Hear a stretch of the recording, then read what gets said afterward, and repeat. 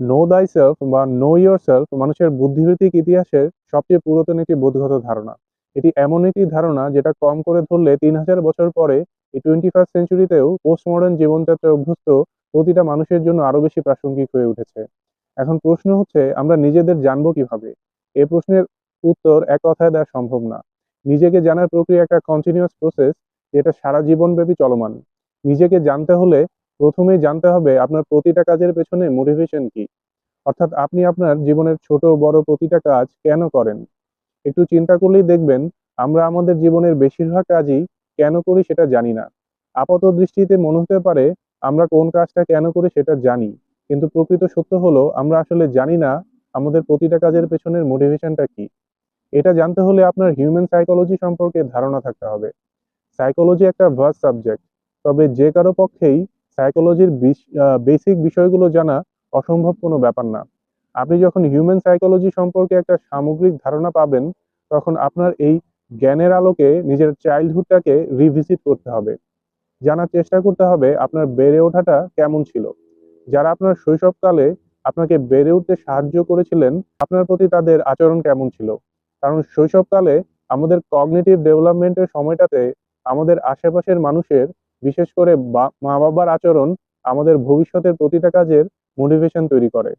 যেমন ছোটবেলায় আপনি যদি বাবা মার ভালোবাসা ঠিক মতো না পান, বা বাবা মা আপনাকে ইনফেরিয়র ফিল করায়, তাহলে প্রাপ্ত বয়সে এসে আপনি লো সেলফ এস্টিম নিয়ে আত্মবিশ্বাসহীন একজন মানুষ হয়ে উঠবেন।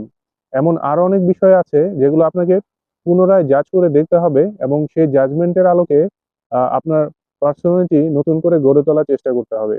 নিজেকে জানতে হলে নিজের প্রতিটা কাজের মোটিভেশন জানার পাশাপাশি আপনাকে জানতে হবে এই মহাবিশ্বের প্রকৃতি এবং এখানে আপনার অবস্থান কোথায়।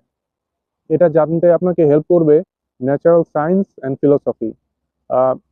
সাইকোলজির মতো ফিলোসফিও একটা ভার্স সাবজেক্ট। ফিলোসফির নলেজ থাকাটা জরুরি। মানব ইতিহাসের গ্রেট মাইন্ডসদের গভীর চিন্তা ভাবনা এবং জীবন সম্পর্কে তাদের সাধনালব্ধ জ্ঞান জানার চেষ্টা করাটা অ্যাকচুয়ালি ওয়ার্থ ইট। আমাদের চিন্তা ভাবনা ও মতামত আশেপাশের অনেক কিছু দিয়ে ইনফ্লুয়েন্সড। এই এক্সটার্নাল ইনফ্লুয়েন্স গুলো যেমন social influence, cultural influence, influence of the media, এগুলো সম্পর্কে আমাদের বিশেষভাবে সচেতন থাকতে হবে। এবং আমাদের সোশ্যাল ইন্টারেকশনের মাধ্যমে নিজেকে জানার পাশাপাশি অন্যকে এবং আদার্স পার্সপেক্টিভ সম্পর্কে জানার চেষ্টা করতে হবে। নিজেকে জানা মানে সেলফ সেন্টার্ড হয়ে শুধু নিজেকে নিয়ে পড়ে থাকা না। আমরা আজকে এতটাই সেলফ সেন্টার্ড যে নার্সিসিস্ট হওয়াটাকে আমরা নেগেটিভ কিছু বলে মনেই করি না। আমাদের সেলফ লাভ এবং নার্সিসিস্টের মধ্যে ডিফারেন্সটা জানতে হবে। নার্সিসিস্ট হওয়া মানে যে শুধু নিজেকে নিয়েই থাকে, যার অন্যের প্রতি কোনো কেয়ারিং মনোভাব নেই।